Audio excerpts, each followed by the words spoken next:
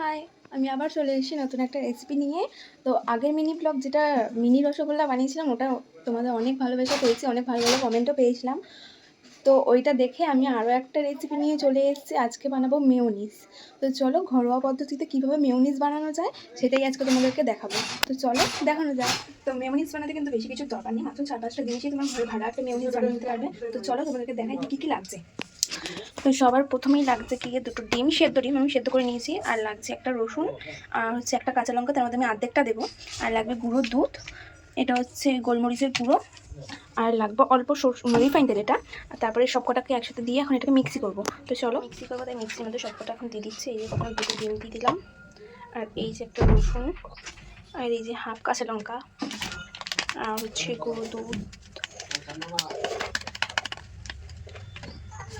আর হচ্ছে এই গোলমরিচের গুঁড়ো। বেশি করে গেছে, যাই হোক। আর দেবো একটু রিফাইন তেল। আর আমি না একটা জিনিস বলতে ভুলে গেছি, সেটা হচ্ছে নুনটা অল্প পরিমাণে দিতে লাগবে। আমি তো অল্প একটু নুনও দিয়ে দিচ্ছি। তো এটা এখন মিক্সি করবো। মিক্সি করা হয়ে গেছে, আমি নিয়ে চলে গেছি। এটা এখন খুলবো।